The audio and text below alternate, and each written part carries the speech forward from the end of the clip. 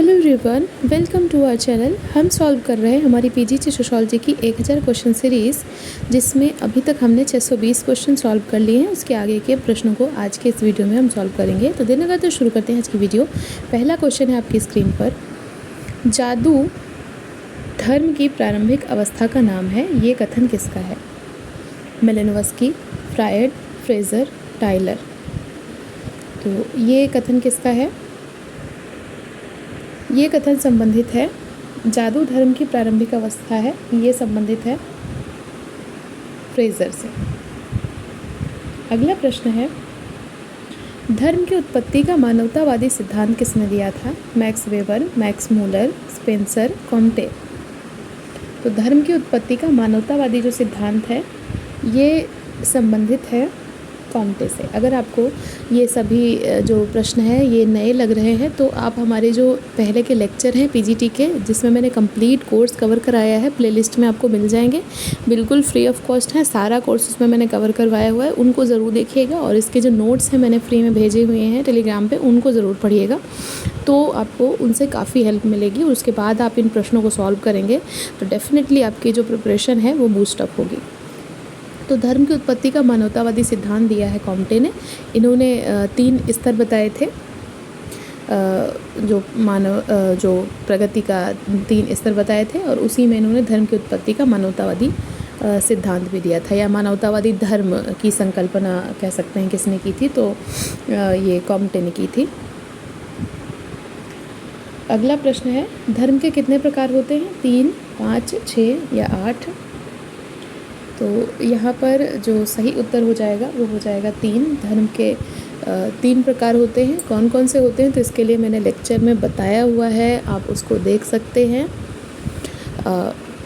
सामान्य, आपद और विशिष्ट धर्म, ये 3 प्रकार होते हैं धर्म के। अगला प्रश्न है, विशेष परिस्थिति अनुसार परिवर्तित होने वाले धर्म को क्या कहते हैं? अगर कोई धर्म ऐसा है जो कि परिस्थिति के अनुसार परिवर्तित हो जाए तो उसको हम क्या कहेंगे? सामान्य धर्म, विशेष धर्म या फिर आपद धर्म, या फिर इनमें से कोई नहीं। तो एक ऐसा धर्म जो कि विशिष्ट परिस्थितियों में बदल जाए तो उसको हम क्या कहेंगे? उसको हम कहेंगे विशेष धर्म। ये तीनों क्या होते हैं, इनके बारे में अगर आपको डिटेल में जानना है तो आप लेक्चर ज़रूर देखिएगा, धर्म से संबंधित जो हमारा लेक्चर है। नेक्स्ट क्वेश्चन है, धर्म भ्रामक सूर्य है, ये कथन किसका है? Weber, marks, Spencer, Durkheim. तो ये बहुत ही प्रसिद्ध कोटेशन है, किसका है? कार्ल मार्क्स का है, कि जो धर्म है ये भ्रमित करता है और ये अफीम की भांति है। ये व्यक्तियों को अफीम की भांति ही नशे में रखते हैं, यानी कि वो चेतना में नहीं आ पाते हैं, जो मजदूर होते हैं और अपने हक के लिए लड़ नहीं पाते हैं। अगला प्रश्न है, धर्म भयावह परिस्थितियों हेतु भावनात्मक अभिव्यक्ति है, ये जो कथन है ये किसका है? स्पेंसर का, टाइलर का, कॉम्टे का, दुर्खीम का। तो धर्म को अच्छा किसने माना है, एक तरीके से पूछ रहा है। तो अच्छा माना है दुर्खीम ने, कि जब कोई भयानक परिस्थिति होती है तो हमें एक भावनात्मक संबल मिल जाता है धर्म के रूप में, कि ईश्वर है हमारी मदद करने के लिए। और इसको बुरा किसने माना? तो बुरा माना है मार्क्स ने, यानी कि मार्क्सिस्ट जो हैं धर्म को बुरा मानते हैं, और जो प्रकारवादी हैं यानी कि दुर्खीम, ये इसको अच्छा मानते हैं।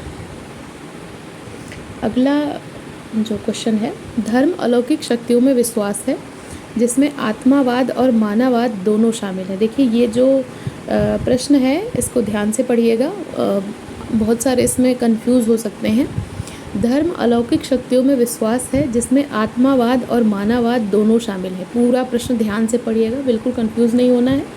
ऑप्शन है टाइलर, मैक्स मूलर, हॉवेल और फ्रेजर। तो ज़्यादातर लोग इसमें टाइलर लगाएंगे, लेकिन इसका जो सही उत्तर है वो है हॉवेल।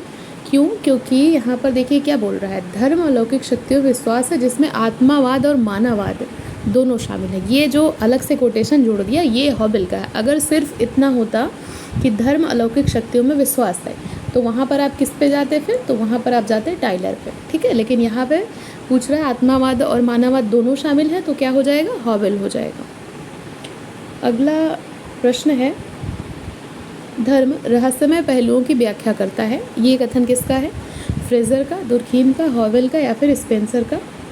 तो यहाँ पर ये जो कोटेशन है ये संबंधित है स्पेंसर का, और इन्होंने कहा था कि धर्म जो है रहस्यमय पहलुओं से संबंधित है। अगला प्रश्न है, धर्म सामाजिक नियंत्रण में सहायक है, निम्नलिखित में से कौन सा इसके विपरीत है, यानी कि सामाजिक नियंत्रण में सहायक है, इसके अगेंस्ट कौन सा कथन बोल रहा है। धर्म व्यक्तित्व निर्माण में सहायक है, कर्म फल की धारणा लोगों को नियंत्रित करती है, धर्म एकता लाता है, और धर्म विभाजक रेखाएं बनाता है। तो देखिए, व्यक्तित्व निर्माण में सहायक है, इससे नियंत्रण ही होगा, बिल्कुल सही बात है। कर्म फल की धारणा से लोग नियंत्रित होते हैं, इससे भी नियंत्रण ही होगा, ये भी सही बात है। धर्म एकता लाता है, तो एकता आएगी तो भी सामाजिक नियंत्रण ही होगा, लेकिन विभाजक रेखाएं बनाता है तो इससे नियंत्रण नहीं होगा। तो पूछ रहा है कौन सा विपरीत है, तो यहाँ पे डी जो ऑप्शन है कौन सा हो जाएगा, ऑप्शन नंबर डी यहाँ पर राइट हो जाएगा। अगला क्वेश्चन है, मुस्लिम विवाह विच्छेद अधिनियम कब आया था, 1930, 1935, 1937, 1939। तो मुस्लिम विवाह विच्छेद अधिनियम आया था 1939 में, ये आया था, डी यहाँ पर राइट हो जाएगा। नेक्स्ट क्वेश्चन है, मुस्लिम विवाह को कहते हैं विवाह, निकाह, शादी, उपरोक्त सभी। तो मुस्लिम विवाह को क्या कहते हैं, तो इसको कहते हैं निकाह, यहाँ पर बी जो है राइट हो जाएगा। अगला क्वेश्चन है, हिंदू विवाह में सपिंड विवाह में पिता और माता के पक्ष से क्रमशः कितनी पीढ़ियों तक विवाह वर्जित होता है। पिता के पक्ष से कितने और माता के पक्ष से कितने, क्रमशः बताना है आपको। और यहाँ पर जो सही उत्तर हो जाएगा वो हो जाएगा पिता के पक्ष से 7 पीढ़ियों तक और माता के पक्ष से 5 पीढ़ियों तक विवाह जो है वर्जित होता है। अगला प्रश्न है, बहिर्विवाह को अपने रक्त दोष दूर करने का अवसर किसने माना, वेस्टरमार्क, केम कपाड़िया, राजबली पांडे या फिर पीवी काड़े। तो ये कोटेशन संबंधित है पीवी काड़े से, यहाँ पर डी राइट हो जाएगा। नेक्स्ट जो क्वेश्चन है वो है, शिक्षा अधिसंरचना का एक भाग है, ये किसका मानना था, प्रकार्यवादियों का या फिर मार्क्सवादियों का या फिर अंतःक्रियावादियों का या फिर इनमें से सभी। तो शिक्षा को अधिसंरचना का एक भाग माना है। अधिसंरचना, अधोसंरचना, अगर ये 2 शब्द आपको याद होंगे तो आपको पता चल जाएगा ये कथन किससे संबंधित है। तो अधिसंरचना, अधोसंरचना, संरचना के 2 भाग किसने बताए थे, कार्ल मार्क्स ने। तो यहाँ पर ये संबंधित हो जाएगा मार्क्सिस्ट जो विचारधारा है उससे। नेक्स्ट कथन है, शिक्षा श्रम शक्ति के पुनरुत्पादन का माध्यम है, ये विचार किसका है, स्पेंसर का, दुर्खीम का, एडम स्मिथ का और अल्थुजर का। तो ये संबंधित है अल्थुजर से कि जो शिक्षा है ये श्रम शक्ति के पुनरुत्पादन का माध्यम है। ये किसका कथन है, ये अल्थुजर का कथन है। अगला जो प्रश्न है वो है, शिक्षा द्वारा उच्च वर्ग यानी पूंजीपति वर्ग की संस्कृति का पुनरुत्पादन होता है, ये कथन किसका है, अल्थुजर का, हैबरमास का, कार्ल मार्क्स का, बोर्दियो का। तो ये संबंधित है, थोड़ा सा नेट के पर्सपेक्टिव से क्वेश्चन लिया गया है। शिक्षा को संस्कृति जो होती है उच्च वर्ग की, उसका पुनरुत्पादन किसने माना है, सांस्कृतिक पुनरुत्पादन थियोरी किसकी है, वेरी गुड, बोर्दियो की है ये। नेक्स्ट प्रश्न ही है, सांस्कृतिक पुनरुत्पादन का सिद्धांत किसने दिया था, तो आपको पता है किसने दिया था, तो ये दिया है बोर्दियो ने, यहाँ पर डी राइट हो जाएगा। अगला जो प्रश्न है वो है, किसने अपने सिद्धांत में सांस्कृतिक पूंजी की अवधारणा का प्रयोग किया था, कल्चरल कैपिटल ये जो कॉन्सेप्ट है किसने यूज़ किया है, कार्ल मार्क्स ने, पार्सन्स ने, सोरोकिन ने, बोर्दियो ने। तो सांस्कृतिक पूंजी की अवधारणा का प्रयोग किया है बोर्दियो ने। इनकी थियोरी है सांस्कृतिक पुनरुत्पादन, जिसमें उन्होंने कहा था कि जो शिक्षा है इसके माध्यम से पूंजीपति वर्ग की जो संस्कृति है उसका फिर से रिप्रोडक्शन होता है। अगला प्रश्न है, शिक्षा समाज में सुदृढ़ता लाती है, ये विचार किसका है, मार्क्सवादियों का, प्रकार्यवादियों का, अंतःक्रियावादियों का या फिर इनमें से कोई नहीं। तो शिक्षा सुदृढ़ता लाती है समाज में, यानी कि शिक्षा को अच्छा माना है किसने, तो जहाँ भी मैंने बोला था कुछ भी समाज में अच्छाई की बात हो तो वहाँ पे अगर आपको कुछ नहीं समझ आ रहा तो आप प्रकार्यवादी लगा सकते हैं। तो यहाँ पे शिक्षा समाज में सुदृढ़ता लाती है, एकता लाती है, तो ये किसका हो जाएगा, प्रकार्यवादियों का हो जाएगा। अगला प्रश्न है, शिक्षा समाज में अवयस्क व्यक्तियों को वयस्क व्यक्तियों द्वारा समाजीकरण के लिए डाला गया प्रभाव है।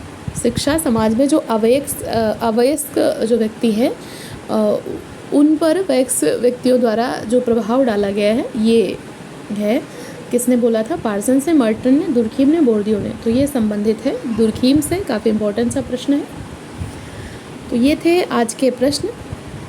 अब आज के लिए आपका जो क्वेश्चन है, आपको बताना है कुछ प्रकारवादियों के नाम। प्रकारवादी जो एक विचारधारा है, उनमें से कुछ प्रकारवादियों के आपको नाम कमेंट सेक्शन में लिख के बताने हैं। तो आई होप आपको वीडियो पसंद आई होगी। ऐसे ही पढ़ते रहिए, अपने गोल की तरफ आगे बढ़ते रहिए। वीडियो देखने के लिए थैंक यू सो मच।